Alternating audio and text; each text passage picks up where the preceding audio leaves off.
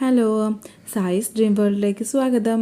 അപ്പോൾ ഇന്ന് ഞാൻ ഫ്രൂട്ട്സൊക്കെ വെച്ചിട്ട് ഒരു ഫ്രൂട്ട് സാലഡ് ഉണ്ടാക്കാമെന്ന് വിചാരിച്ചിട്ടോ. പിന്നെ എല്ലാ ഫ്രൂട്ട്സൊന്നും വേണമെന്നില്ല, ഏതെങ്കിലും 2-3 എണ്ണം ഉണ്ടെങ്കിൽ നമുക്ക് ഫ്രൂട്ട് സാലഡ് ഉണ്ടാക്കാം. ഇതിപ്പോൾ എന്തായാലും ഞാൻ വിഷുവിന് കണി വയ്ക്കാൻ കൊണ്ടുവന്നത് ഉണ്ടായതുകൊണ്ട് ഇത്ര എടുത്തു എന്നുള്ളൂ കേട്ടോ. അപ്പോൾ നമുക്ക് വീഡിയോയിലേക്ക് പോകാം.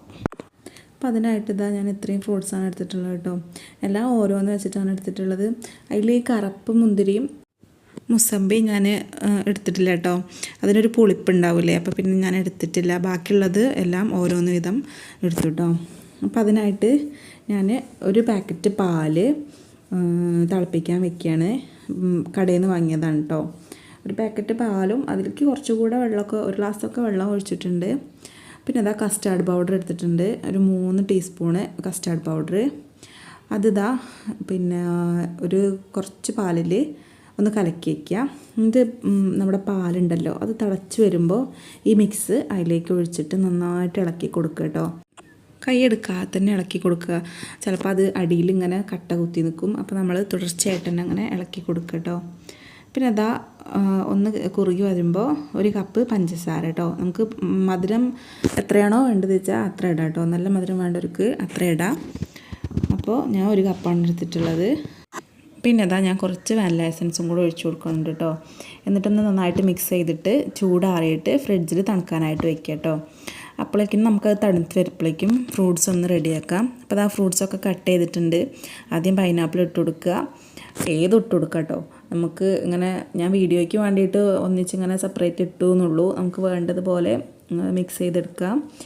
അപ്പോൾ അതാ ഓരോന്നും ഇട്ട് കൊടുക്കുക, നമ്മുടെ ആവശ്യാനുസരണം കേട്ടോ. എത്രയാണോ വേണ്ടത് വെച്ചാൽ അത്രയും എടുക്കുക.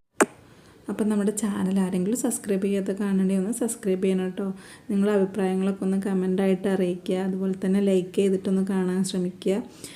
നിങ്ങളുടെ ഫ്രണ്ട്സിനും റിലേറ്റീവ്സിനും എല്ലാവർക്കും ഒന്ന് ഷെയറും കൂടെ ചെയ്ത് കൊടുക്കുക കേട്ടോ. അപ്പോൾ അതാ ഞാൻ എല്ലാം കൂടെ ഒന്ന് മിക്സ് ചെയ്തിട്ടുണ്ട്. അതിന് ശേഷം ഒരു 3 ടീസ്പൂണ് പഞ്ചസാര നമ്മുടെ ഫ്രൂട്ട്സിലേക്ക് ഇട്ട് കൊടുക്കുക കേട്ടോ. ചില ഫ്രൂട്ട്സിന് ഇങ്ങനെ മധുരം കുറവാവില്ലേ, അപ്പം ഞാൻ ഒന്ന് മധുരം പിടിക്കട്ടെ വിചാരിച്ചിട്ട് ഇട്ട് കൊടുക്കണതാണ് കേട്ടോ. വേണമെങ്കിൽ ഇട്ടാൽ മതി, ഓപ്ഷനിലാണ്. എന്നിട്ട് അതൊക്കെ ഫ്രിഡ്ജിൽ വെച്ചിട്ടൊന്ന് സെറ്റാക്കുക.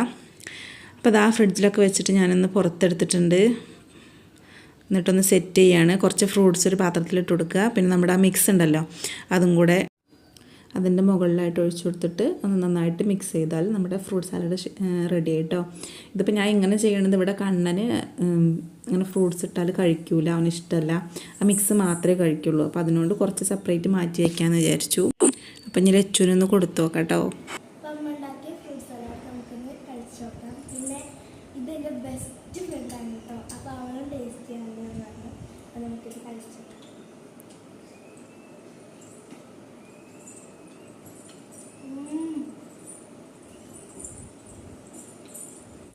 അപ്പോൾ വളരെ പെട്ടെന്ന് ഉണ്ടാക്കാൻ പറ്റുന്നതാണ്.